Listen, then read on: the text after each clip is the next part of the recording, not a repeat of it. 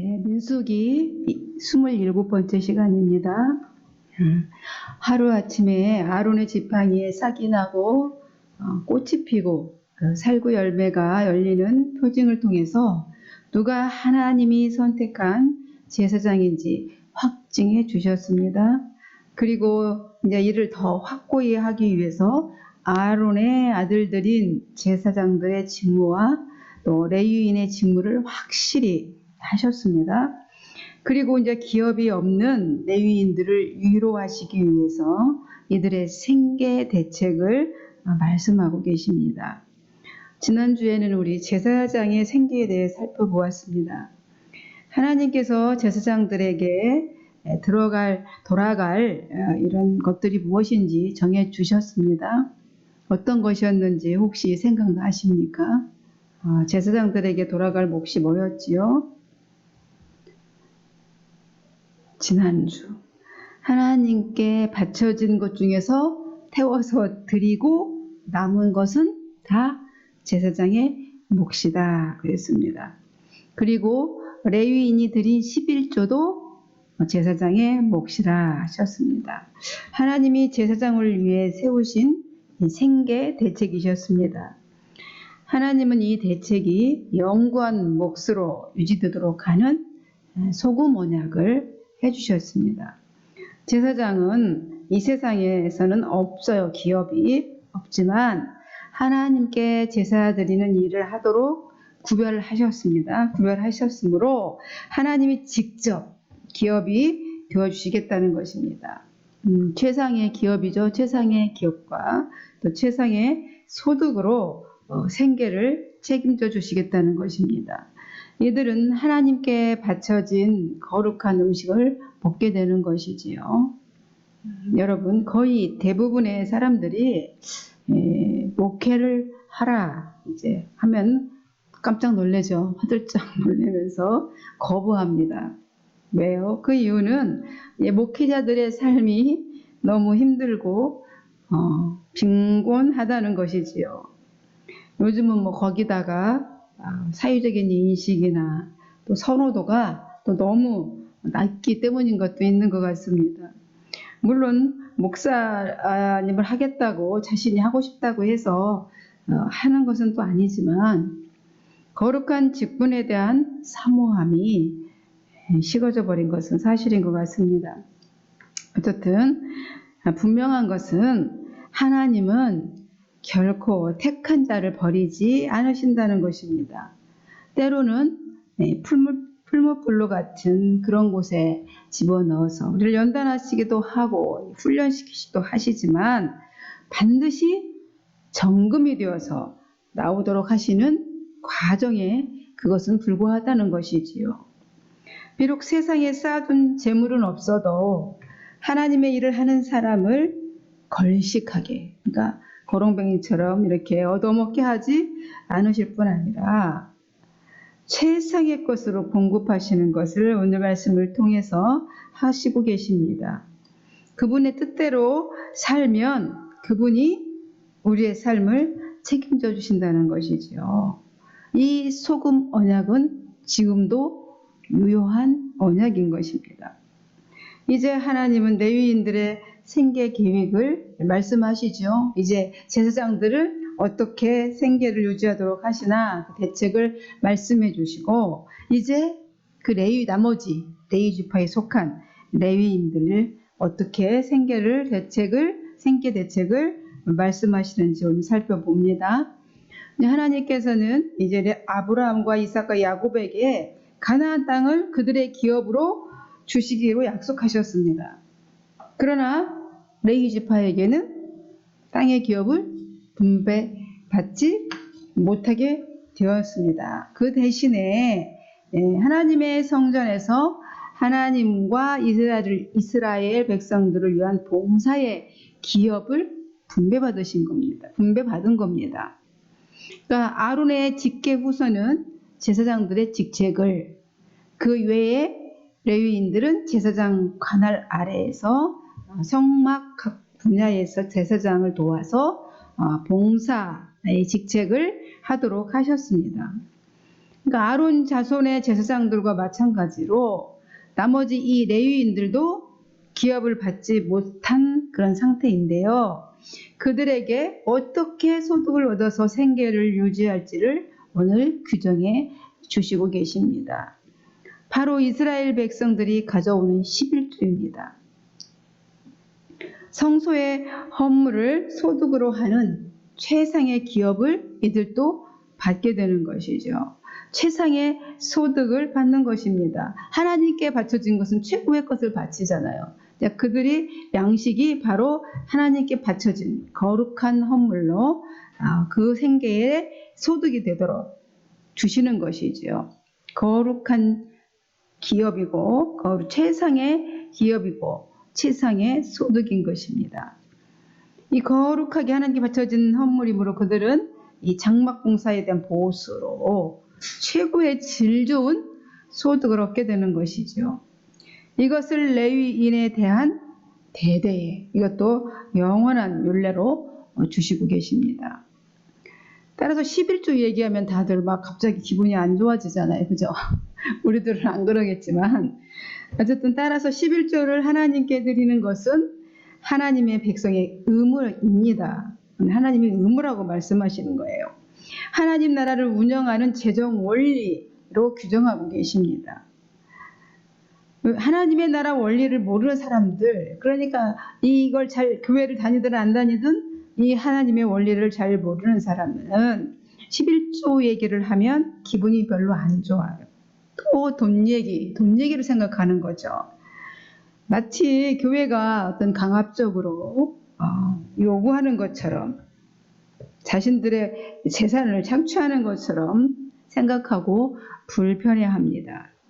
심지어 어떤 사람들은 그렇게 말하기도 해요. 목사가 다 가지는 거 아닙니까? 이렇게 가질 수도 없지요. 하나님께 드려진 이 11조는 오로지 성전 봉사에 힘쓰는 레위인의 생계를 보장하고 성전을 보수하거나 성전의 기물들, 이런 기구들을 보수하거나 늘 이게 다 이렇게 비품들이니까 고장나기도 하잖아요. 전구도 갈았잖아요. 이렇게 그런 것들 수리하고 가난한 이들을 또 구제하는 것, 이런 것에 사용되어지는 것입니다. 그러나 레위인들도 이 얻은 소득, 레위인도 이제 사례를 받았잖아요. 그죠? 월급을 줬으니까, 수고에 대한 대가를 줬으니까 그 11조에 대한 11조를 하나님께 또 드리라고 말씀하고 계십니다. 백성들의 11조가 그들의 소득이잖아요. 소득이므로 그 11조를 드리라 말하고 있는 겁니다. 11조는 히브리어로 아사르라고 하는데요. 부요하다라는 뜻입니다. 11조는 돈이 아니죠. 부요하다라는 뜻입니다. 그런 의미가 있어요. 11조를 드리는 행위는 모든 것이 주님의 것이라는 것을 인정하고 자신은 그 주신 것을 관리하는 청지기인 것을 나타내는 것입니다. 이 11조 개념은 모세를 통해서 율법이 주어지기 전에도 있었던 그 셈족 아브라함, 셈족들 간의 일반적인 관습이었습니다. 어제 이제 수업에 있어서 이제 특강하는 시간이어서 특강을 들었는데 그 교수님이 그러시더라고요. 어떤 사람이 이제 10억을 만약에 가지고 있는데 그것이 다 저 10억은 내 거야 라고 생각하는 사람은 부자래요. 부자이고 그 10억이 있는데 그 중에서 내가 지금 누리고 있는 것, 나머지는 내 거가 아니라는 거죠. 누리고 있는 것만 자기 것이라고 생각하는 사람은 청직이다. 이렇게 말하시더라고요. 공감되시지요? 그러니까 이 물질에 대한 개념을 얘기를 한 것이죠. 여러분, 이 땅에 내 것이 어디 있습니까? 내 것입니까? 이 내 몸조차도 내 것이 아니잖아요. 내 뜻대로 안 됩니다. 다 하나님의 것입니다. 이것이 가장 기본인데 이게 안 되면 모든 게 다 흔들리는 거예요. 하나님께서 이 권세를 우리에게 부여해 주셔서 잠시 우리가 이 땅에 누리고 있는 것이죠. 주님 주신 것들을. 따라서 내게 물질이 많이 축적이 되었다고 다 자기가 한 것이 아니라는 것입니다. 하나님께서 그거를 허락하지 아니하시고 그 섭리 가운데 역사하지 아니하면 그 부도 축적할 수가 없어요. 자기가 할 수 있는 게 아닙니다. 착각하시면 안 되는 거죠. 만약에 취직이 안 되었다면, 회사가 부도가 났다면, 내가 건강이 안 좋아.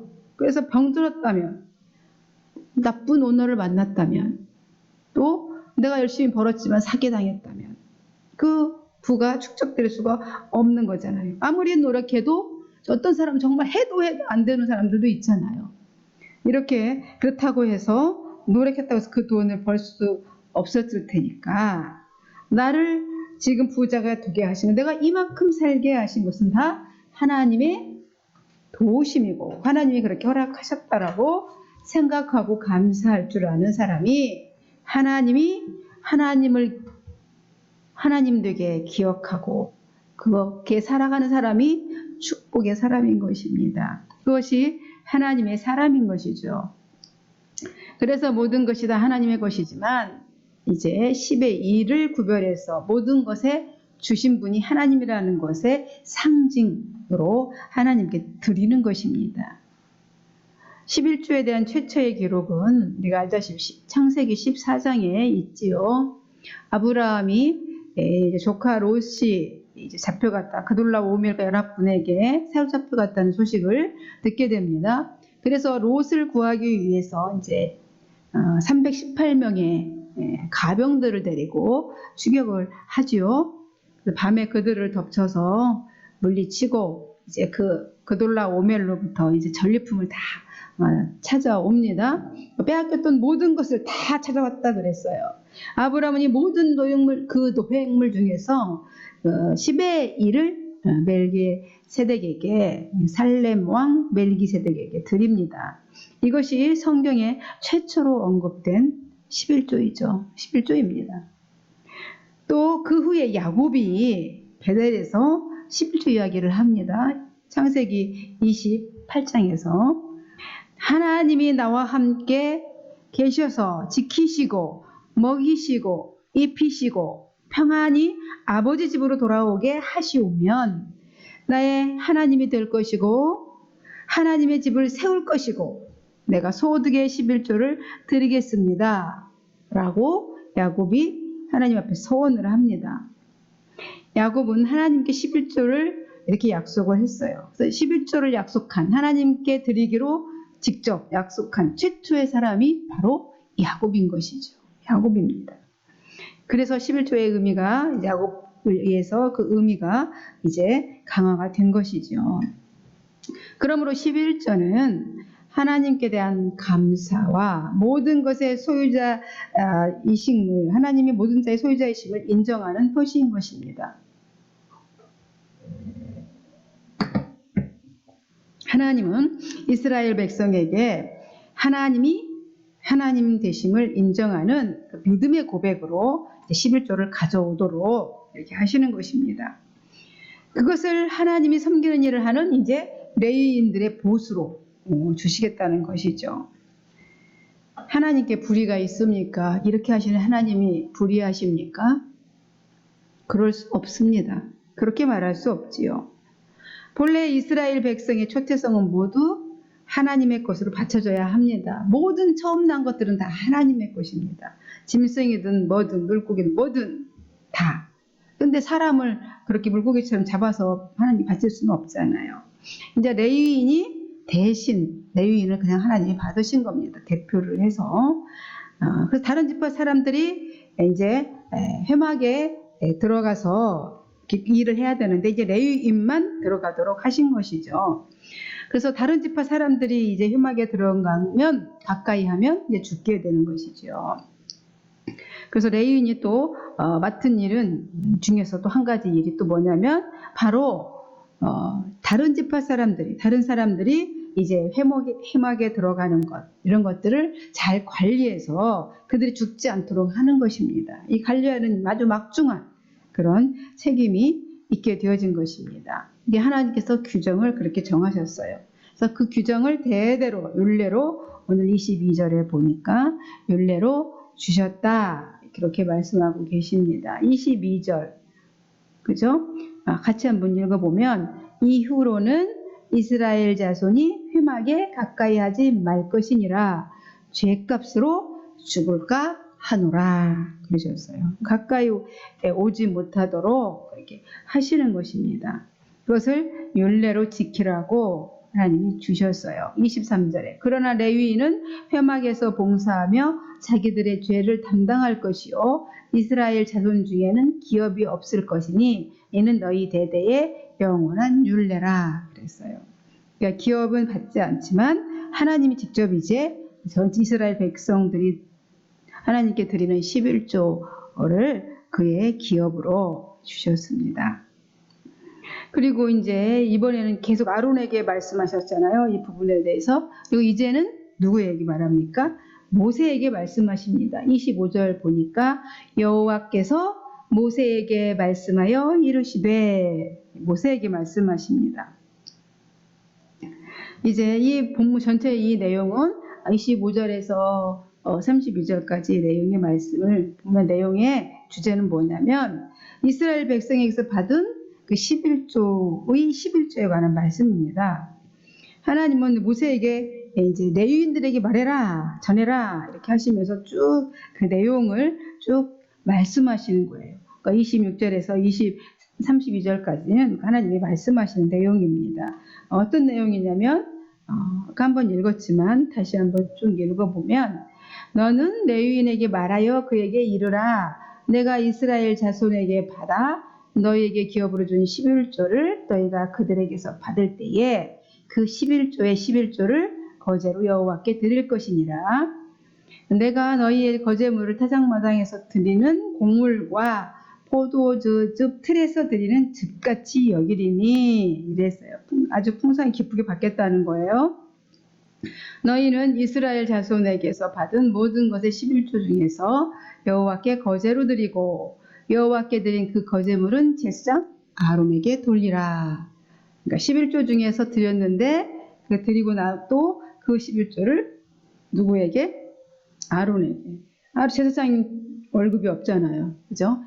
제사 드릴 때만 그것 갖고만 그때만 먹으면 끝이잖아요. 그죠? 하나님께 드린 그거에 같이 나눠서 하나님 제사장이 먹으라고 했는데 이제 제 레위인들이 바친 11조에서 아론의 11조 아론의 몫이 되는 것입니다. 그래서 그들도 먹고 살아야 되니까 너희가 받은 모든 헌물 중에서 너희는 그 아름다운 것 최고의 것 거룩하게 한 부분을 가져다가 여호와께 거제로 드릴지니라. 하나님께 드리는 것 가장 좋은 것 아름다운 것 눈 상하거나 뭐 살짝 뭐 흠이 있는 거 드리면 안 되는 거죠. 하나님이 기분 나빠하십니다. 최고의 것을 드리라는 거죠.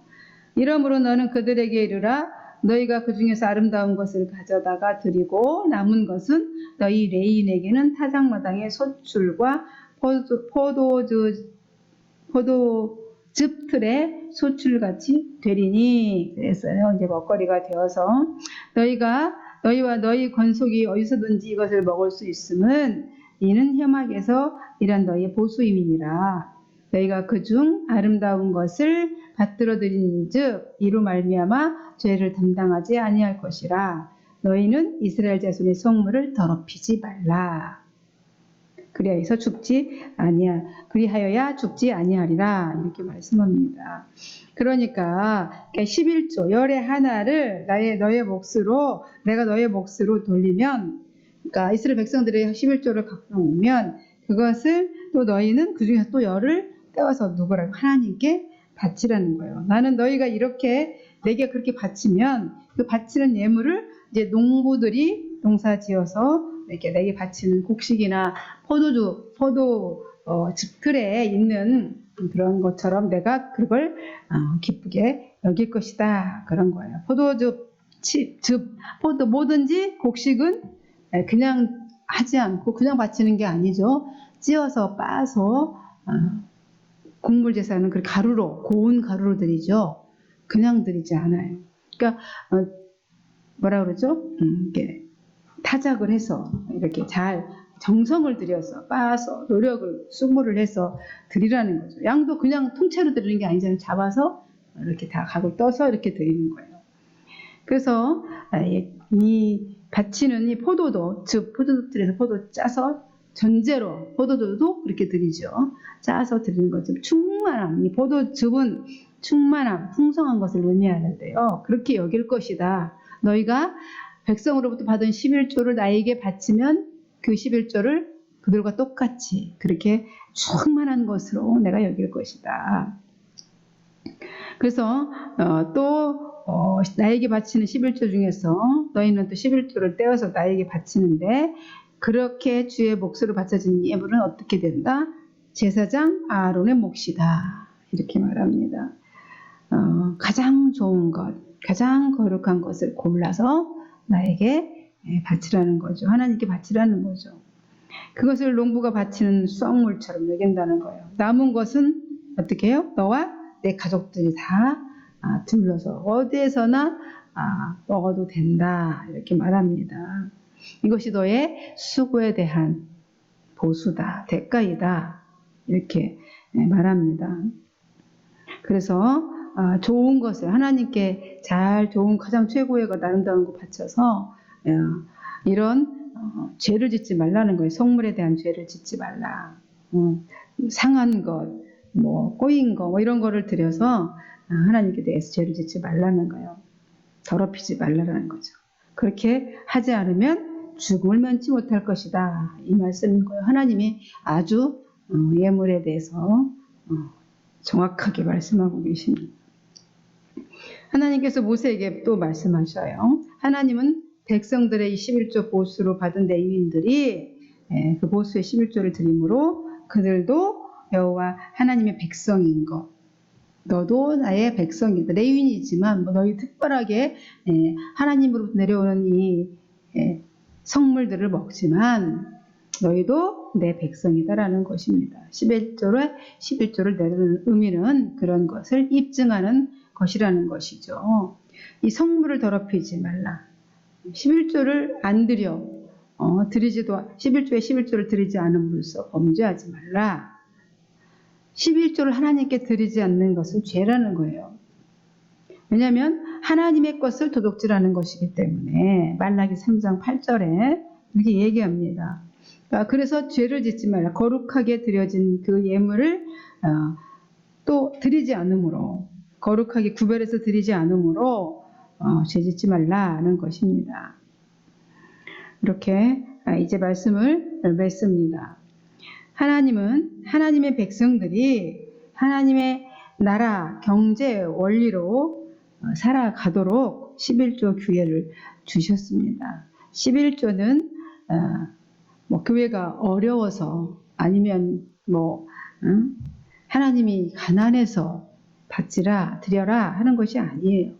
11조를 드림으로 하나님 나라의 경제 원리를 지금 하나님은 규례로 이렇게 주시면서 하나님은 그 믿음과 순종이 전제된 그런 사랑 공동체를 주님은 이루고자 하시는 것입니다.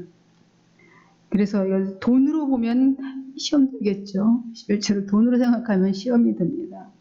하나님의 원리로, 하나님의 방법으로, 하나님의 계획으로, 하나님의 그 생각으로 그런 가치관으로 바라볼 때 이거는 하나님 의무인 것이죠. 내가 하나님의 사람으로서 하나님의 나의 사랑 공동체로서 의무인 것입니다. 그리고 예수님은 이제 뭐라고 말씀하셨죠?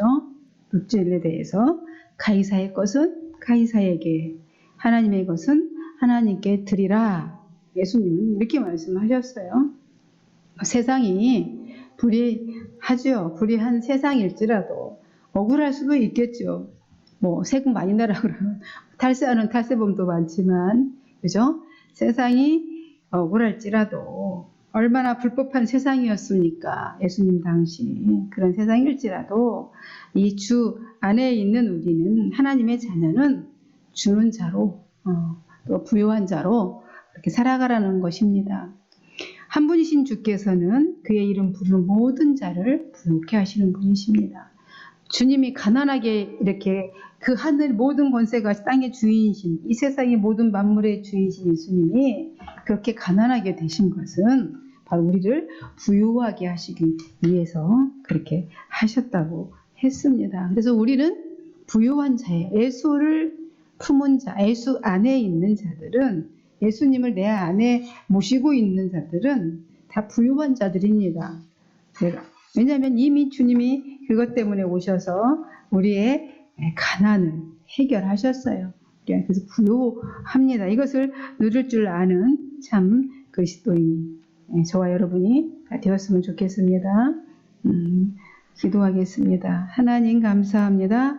오늘 하나님께서 하나님의 나라의 원리, 또 11조를 통해서 그렇게 경제 원리가 돌아가고 있는 것을 말씀하심으로써 우리 사랑 공동체, 하나님이 이 땅에 하나님 나라를 세우시고 그 나라를 유지해 가는 방법 중에 하나로 이제 11조를 제정해 주시고 그 안에서 서로 섬기고 사랑하고 그 안에 질서를 유지하며 하나님 나라가 이루어져 갈 수 있도록 제정하신 법이라고 생각을 합니다.